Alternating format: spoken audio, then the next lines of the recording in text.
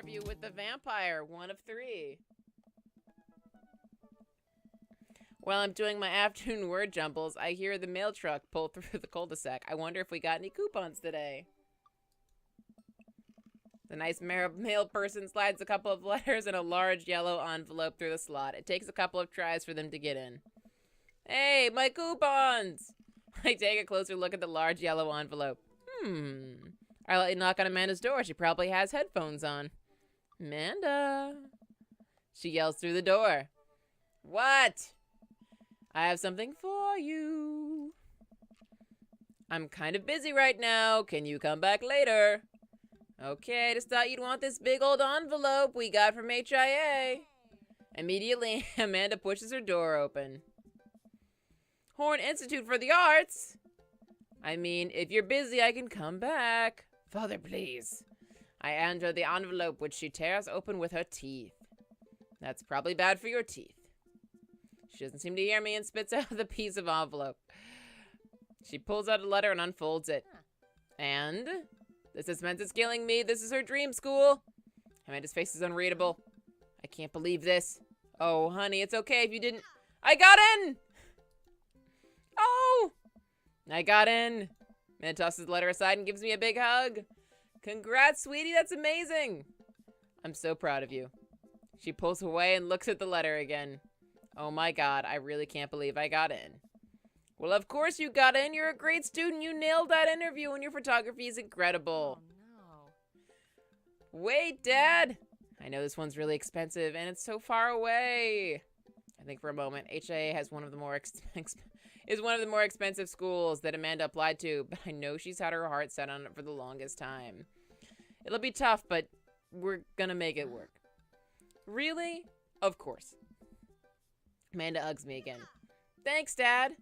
Okay, sweetie. We're celebrating tonight. Dinner, your choice. Wherever you want. Wherever? Not McFriday's. I walk along the bayside, tearing into our foil-wrapped burritos from a nearby food truck. You could have chosen anywhere in Maple Bay. Cost was not a determining factor. Please, Dad. You know I'm a simple gal. Just give me a Rito with a view. Can't say I'm mad. Man, I sit on a patch of grass and watch ships sail lazily through the bay. And the dorms. Thank you. I've always wanted to be a good dad. And the dorms are right near a bunch of cafes. There are all these galleries nearby, and there's a discount if you bring your student ID. And Amanda, slow down. You're gonna choke on your burrito. I know. I'm just excited. Did I mention the students get their own studio space once they're seniors? And we get all this... And we all get the professional photo editing software for free? Nice to see Amanda so enthusiastic about HIA. I wish she wouldn't do it in between bites of burrito. I thought I taught her to chew with her mouth closed. I wonder who my roommate's gonna be. You take a survey online and they match you with someone with a similar major and interests. I bet we're gonna be best friends. Craig and I were. A good roommate can be a lifelong friend. But don't even get me started on bad roommates. Oh no. I'm just kidding. We didn't have a bad roommate. Our only other roommate was a puppy that Craig brought home one night. We spent a semester fabricating a story about our new foreign exchange student who had a really bad cough that sounded exactly like a dog's bark. Carl ruled. Oh, they let you have animals in the dorms if you get a note saying you need one. I bet I could forge one. I think I'd get a rabbit. Or maybe a snake. Or maybe both. Would the snake eat a rabbit, though? Oh boy. I think I'll leave that up to you. She's excited. I don't want to disappoint her. But I need to be real for a second. So you know I had that talk with Mr. Vega. He didn't tell you about the dumpster fire, did he? What? No. What dumpster fire? I don't want to put a damper on the good news, but I need you to knock it out of the park with these last few months of school, okay? If you really want to go to Horns, we need that scholarship money. I know you can do it. Okay. I promise I'll try harder. Pat her on the back. Think you can handle a 14-hour drive home for the holidays? It's going to be some treacherous ice roads to cross. Don't get me started on the paranormal occurrences. Well, it'll be worth it if I get to see you. My eyes immediately well up with tears. Oh, Dad, don't cry. Sorry, I'm just very, very proud of you. You're all grown up now, and you're such a good person. I hope you know how important you are to me. Dad, stop. You're gonna make me cry, too. It's too late, honey. It's happening. Dad, I can't get tears in my burrito. It's gonna make it taste sad. Pull Amanda in for a hug and kiss her on the forehead. I love you, kiddo. Love you too, Pops. Welcome. You've got dads. It's Dad Book again. We're back. Oh, man. Part of me, like, I'm wondering, can I play the field? Is it possible to go on another date with Robert? Like, okay, so I'm gonna be real with the universe.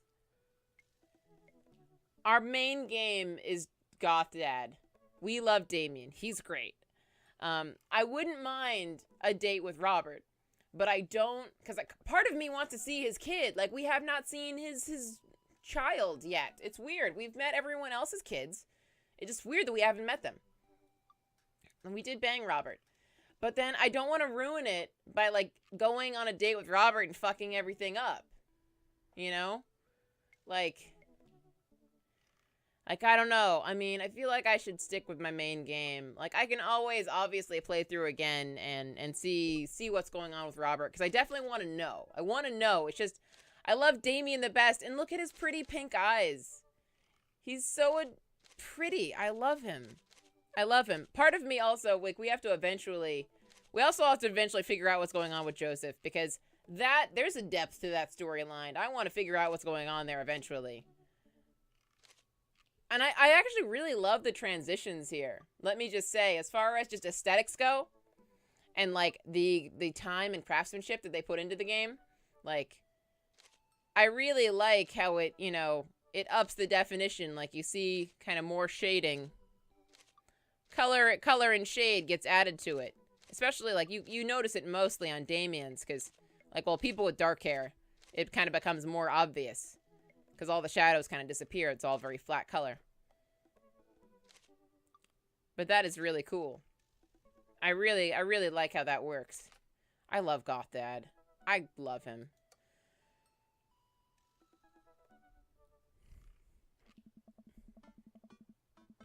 I had a lot of fun hanging out with Damien the other day. I wonder what he's up to. I open up Dad Book and start writing him a message. When Amanda walks in the door. Dad, you got a letter. Oh, is it from Grandma? No, it's from Damien. Oh, can I see it? Hands me a piece of old parchment folded into an envelope and sealed with purple wax. Damn, the dude goes all out.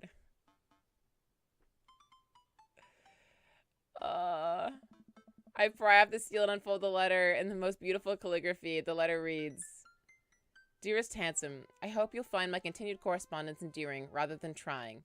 One can only hope that my use of the slower, more traditional form of communication will showcase my sincere and earnest sentiment that I greatly enjoyed our time together. I write this hastily, under the warm embrace of excitement, fearful that I may misstep and speak towards something unwelcome. For now, I hope that you might forgive my boldness. I simply say that your company has greatly occupied my thoughts, while the afternoon may have been derailed by forces unforeseen. Your companionship helped a great deal, not only in the discipline of my child, but in the morale of my spirit. And for that, I thank you. That said, Handsome, if you'll allow me, it would mean the world to me if I could enjoy more of your time. Perhaps a trip to the cinema, followed by a moonlit stroll, would be to your taste. I eagerly await your response. With great respect, Blood March.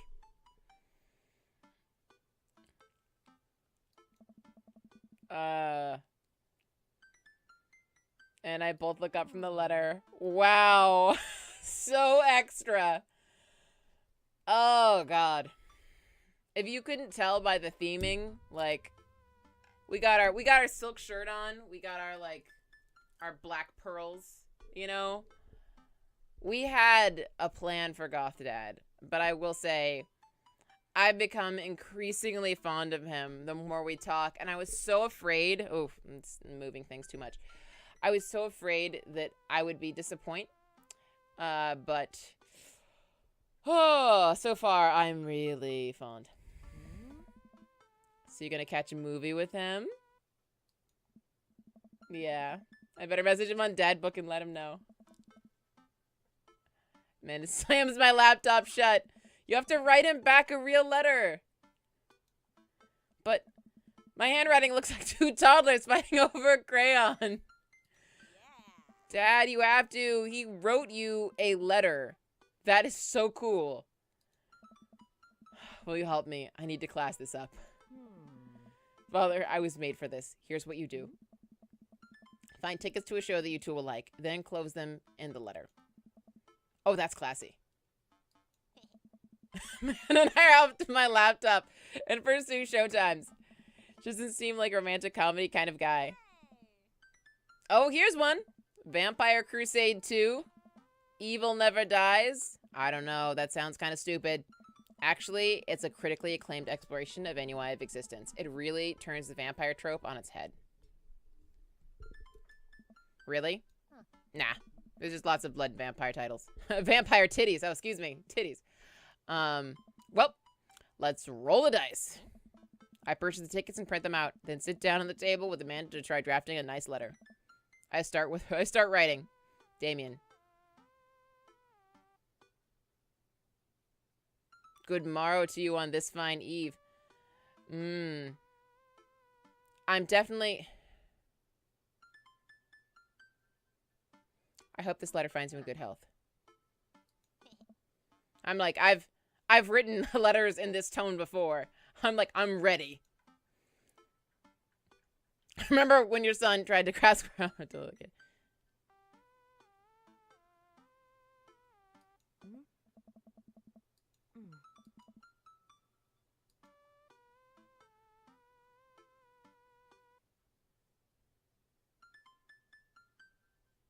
That orange shit was pretty messed up.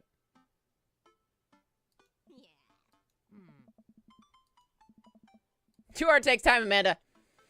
Oh god, I need to say. Well, strange turn of events, I find myself enamored of the situation at hand.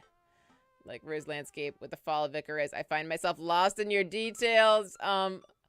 Let me get at that. Oh no, no. While a strange turn of events, I find myself enamored of the situation at hand. Bring it home, Pops. Let me take you out. I got 2 years to the movies. I would very much enjoy your company. Accompanying me to the cinema. It would bring me great pleasure to escort you to the cinema. Smooth. Enclosed, you'll find 2 tickets to Vampire Crusade 2, Evil Never Dies, which I'm sure you'll find both titillating and enjoyable. Hard daps, namaste, we'll carry on. Best wishes. My full name. Then I'll sign my name, my full name. Fancier that way. Handsome Jack. Is this okay? It reads over my sloppy handwriting. Oh, God. Oh, our handwriting is so bad. Oh, God. It's so terrible. Don't ever. Part of me wishes I could go into the game and write this by hand myself. Like, it's hard to look at. It's honestly a little bit hard to look at. Damien, I do hope that this letter finds you in good health. I must confess my amateur control of the written word, as well as my even more amateur penmanship. Your letter found me in good spirits, for I felt very much the same after our last encounter. Well, a strange turn of events, I found myself enamored of the situation at hand. It would bring me great pleasure to escort you to the cinema. Enclosed, you'll find 2 tickets to Vampire Crusade 2, Evil Never Dies, which I'm sure you'll find both titillating and enjoyable. Best wishes. Handsome Jack. You spelled his name wrong. What? Nah, just trying to keep you on your toes. Now all I have to do is seal it and put it in his mailbox. Can I seal it with tape? That's not authentic enough. I have an idea. I'll be right back. And returns with a candle, a lighter, and a small piece of wood. You gotta have a wax seal. Lights the candle, but starts to burn down, form a pool of melted wax. What's the other thing? Pours some of the wax onto the folded letter and expertly presses a small piece of wood onto it. She lets it dry for a second and pulls the wood away, reeling. There it is, your sigil. A little kitten with a bow on its head. Awesome! Scrapbooking stuff always comes in clutch. Well, I guess all there is to deliver us to his doorstep now, huh? Oh, I thought we were getting a carrier pigeon to do it. I already called my guy. I have a pigeon guy. Marcus has the good pigeons. Don't get your pigeons from Anthony. They're not good. They're no good. I don't want to know if any of this is true. And outside, walk over to Damien's house, slip the letter into the slot in his door, and go back home. Mission accomplished? Now we play the waiting game. The night finally rolls around where I'm supposed to meet with Damien. The next day, he had left another beautifully crafted letter thanking me for mine and agreeing to the evening. Amanda helps me pick out a nice outfit, and I show up to the theater a little bit early. It's a chilly night in the theater. It's kind of crowded, but it's still nice. Damien, how do you do? I jump at the sound of his voice. Turn around to see Damien right behind me. You almost gave me a heart attack. How long were you there for? I don't know. I just walked up. My apologies for frightening you. Oh, was that thunder? Is it going to rain soon? I didn't hear anything. What? Regardless, the hour grows close. Shall we take our seats in the cinema? I must thank you again for purchasing our tickets. Please allow me to repay the deed in Sour Patch Kids or perhaps Milk Duds. Sour Patch Kids, please. Let's do it.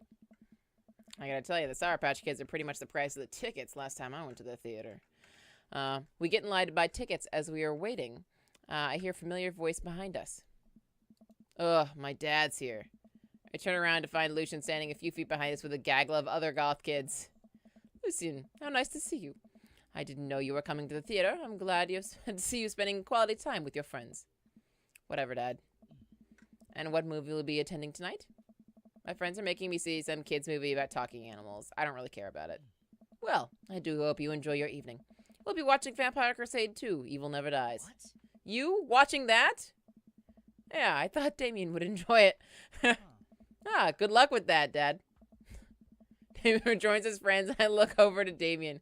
Good luck with that. It's nothing. My son loves to tease. We walk in line for a little longer, and Damien buys us snacks. He seems a little nervous. I wonder what's wrong. Damien and I take our seats and settle in for previews. Glancing at him, I can see he's sweating profusely and gripping his armrest.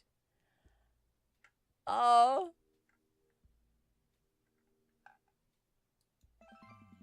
Is everything okay? Everything's perfectly fine. Of course I do. I'm so, excited for this film. I'm devoted patron of the arts, especially the scary arts. The scarier the art, the better. Do you have a favorite horror movie? Of course I have a favorite horror movie. Mine is... Oh my god, if he's afraid of horror movies...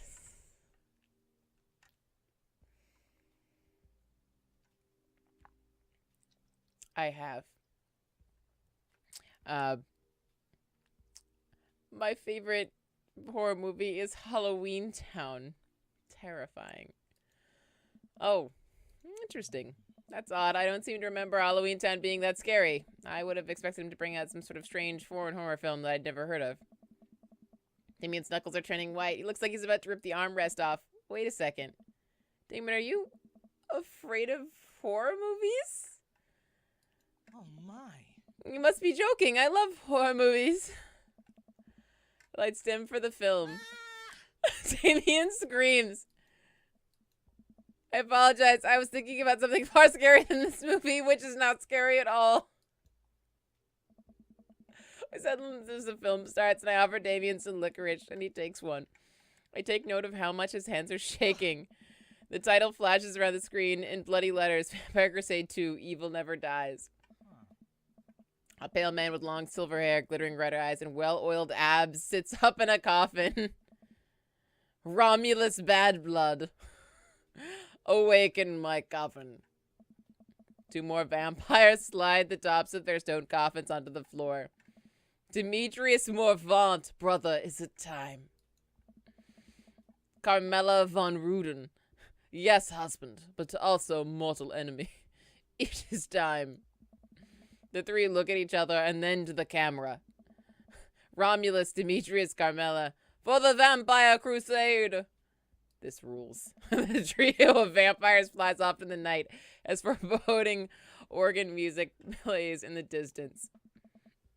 Somehow we get lost. So I somehow get lost in the movie. As dumb as it sounded, it's actually a pretty fun flick. We get to a tense moment of the movie where Romulus Trueblood sits at a truce meeting with the general of the human army whose wife Romulus has fallen in love with. Romulus, it is good to finally meet you. General, I agree. It is good to finally blood you. What? Romulus leaps out and slashes the general's throat. Blood splatters over everything, including the camera. Damien screams again, reflexively grasping my hand. I immediately blush, forgetting about any vampires or blood or vampiric blood. Oh my. Oh, I'm terribly sorry. Damien retracts his hand and places it back in his lap. I was writing a novel in my head about blood magic, and I got to an extremely scary section. Amy goes back to quietly stressing out over the movie. It's kind of cute that he won't admit he's afraid of it. I wish he would hold my hand again. Maybe I could do something to try and make him feel more comfortable. I've got it. I'll do what dads do best. Talk during the movie. Diligent. Point out a plot hole. Do you notice how that guard fired 7 bullets and his gun only holds 6? Yes, that's absolutely unforgivable from a filmmaking standpoint. It's almost unwatchable. It's funny how much easier it is to point out tiny mistakes in the work of others than it is to actually go create your own thing, huh? Hey, look, that's anachronism. The rest of the movie goes by relatively smoothly, with only a few whimpers from Damien. Maybe he would have liked the romantic comedy better. We get to the final scene of the movie where Romulus Bad Blood and the general's wife embrace each other in his crypt. It appears that the true vampire crusade was the vampire crusade in our hearts, our cold, unbeating hearts. Romulus and the general's wife begin making out hard. Why? The film fades to black and the end appears on the screen, but then it hard cuts to Demetrius and his rival lover Carmela, who watch the two from afar. Oh no, twist ending! Our bloodline has been pure for 1,000 years. Romulus has betrayed us by loving a human woman. It will only be a short time before the next vampire crusade. 3. Evil must die again. More thunder, more ominous organs. The movie fades out again, and bloody question mark accompanies the end. Damien and I walk out of the movie theater amidst throngs of chattering moviegoers. He's a little more pale than I remember, but otherwise he survived the encounter. He seems kind of invigorated. What an interesting film. While the premise admittedly struck me as pedestrian, I was intrigued by its harrowing love story and the great attention to detail in regards to vampiric lore. That was pretty good. A lot more vampire titties than I thought there would be. Come on, the night is young. Let's take a stroll. Damien is making a point of not telling me where he's taking me. Still, I'm enjoying the walk in the cool night air. Being alone here with Damien is a lot better than being in a crowded theater. Lovely night, isn't it? As lovely as the company, yes. He thinks I'm lovely. Damn, okay. Here goes the smooth response. Thanks. No problem. Crushed it. Oh, God. We both stand there feeling a little awkward. I sure am one smooth operator. Are you getting a little hungry? We could maybe stop off and grab something to eat. Worry not, friends. I have a plan. We turn the corner and are greeted by the gates of the cemetery. What? We going in there? A little bit of Victorian flavor, handsome. Trust me. I'm a bit nervous, but Damien hasn't led me wrong yet. I follow his lead as we walk into the cemetery. Statues of angels stare down at us as we follow a path through the faded tombstones. As we crest a small hill, we get a beautiful view of the city. The night lights sparkle around us. I gotta hand it to him. For being in a cemetery, this is strangely romantic. Picnicking in graveyards is an old Victorian tradition. An appropriate finish to an evening after a vampire movie, wouldn't you say? With a flourish, Damien produces a blanket and picnic basket. Wait, where were you hiding that? Under my cloak? Oh, right. Damien folds the blanket and we both sit down, gazing out at the city lights. He produces a bottle of red wine and a fine selection of cheeses. In the Victorian era, there were no public art galleries, parks, or botanical gardens to speak of. Once rural graveyards became a more popular alternative to church burials, they became the only place that people could see beautiful plant life and find sculptures. That makes sense. This is pretty nice. I have a question, though. How were you so okay with being in a graveyard, but you had trouble handling a scary movie? I wasn't... He sighs deeply. Okay, yes, I was extremely scared by that movie, but I was not writing a book about blood magic in my head. I was not writing a book about blood magic. I've never been good at those. I just feel as if how I look and act, people expect me to love horror films, so I must play the part. Truth be told, I don't know if I have the constitution for them at times. That is so cute. Damien, I'm so sorry. I know I would have suggested another movie. That's quite alright. I actually did find myself enjoying this one, thanks to your help. Graveyards, however, I think there's something rather beautiful about death. Cemeteries are traditionally built away from cities, away from the realm of the living, and keeps us rather separated from it. To acknowledge death and become comfortable with it, I think it gives us a certain intimate knowledge of ourselves. To sit amongst generations of those who have come before us, to be truly alive in the midst of so much death, brings me great comfort. Death helps me appreciate life, to savor every second. We sit and enjoy our food and wine. I don't feel scared anymore. Never thought I'd be comfortable sitting alone in a graveyard at night, but I actually feel very peaceful. Suddenly it doesn't seem like we're alone. Off in the distance I see a shadowy figure in the trees. What is that? I'm not sure. It noticed us. I'm paralyzed with fear as it begins lumbering slowly towards the shape, taking more animal form, more feral. I look to Damien for help, and he's just as afraid and transfixed as I am. I want to scream, but it's stuck in my throat. The creature is getting closer, moving faster. Woof. Oh. It's a dog. As friendly comes into light, the friendliest, dumbest little Boston Terrier I've ever seen pulls its owner towards us. Dog trots over to Damien and sniffs at his hands. Damien looks ecstatic. He ruffles the dog's fur happily. What a beautiful dog. Hey, we both look up, not expecting to see Robert. Thanks. Robert, what are you doing here on this lovely evening? Hunting cryptids. What? What? I didn't know you had a dog. This isn't my dog. I found her wandering in the street. I put a leash on her, and now we're walking around this graveyard together. Hunting cryptids. Damien and I share a look. May I give her a treat? Sure. Wouldn't give her cheese, though. Not to worry. Damien reaches in the depths of his cloak and produces a small dog treat. What else is he keeping in there? The dog lacks up the treat and crunches away, tail wagging furiously. Damien continues to smooth down her fur. Thanks.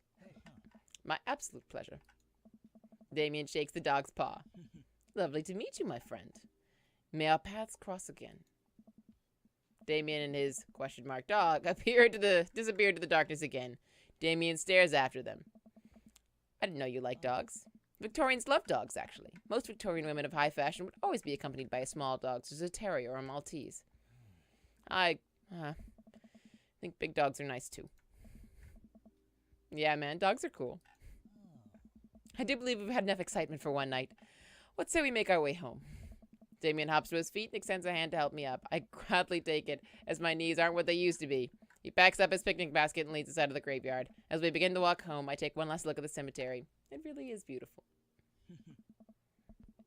Like a proper gentleman, Damien walks me to my doorstep. Thank you ever so kindly for your company tonight. Damien, it was my pleasure. Handsome, if you'll allow me, it would bring me great joy to offer you a token of my affection. Damien reaches into his cloak and pulls out a folded, monogrammed handkerchief. He presses it into my hand. Wow, thank you, Damien. Wave this at passing ships.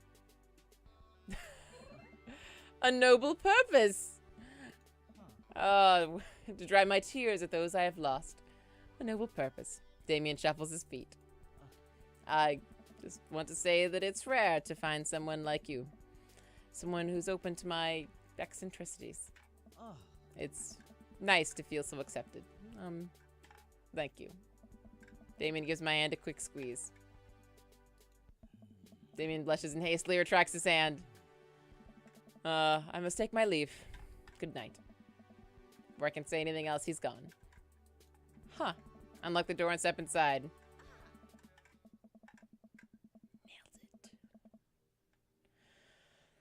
Oh, like a whirlwind, Amanda runs from the window and plops down on the couch trying to look nonchalant. Hey, Dad, what's up? Are you watching me from the window? No, I was just, Okay, yes. How was the movie? Lots of vampire titties. Told you. But as it turns out, Damien is, wait, doesn't need to know that. I'll keep it between me and Damien. Scary cool. Scary cool. He's so cool, it's scary. Nice save, Ansem. Did you know the graveyards used to be a place to throw parties?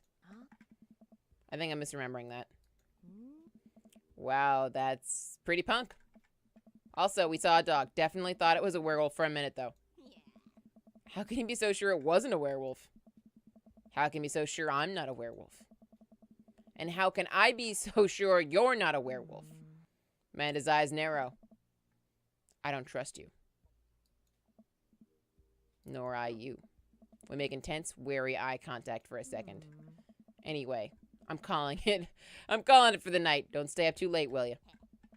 I'll try not to howl at the moon past midnight. By quality, not quantity. Dad tip number 13.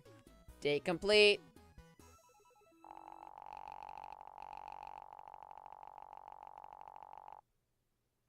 S rank! Familiar with the works of Corey Feldman?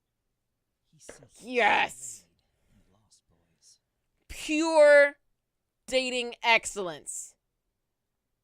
Yes. We deserve that. We deserve every bit of that. Those are skills. Those are skills. We did it. Interview with the vampire. 2 of 3. Achievements unlocking here.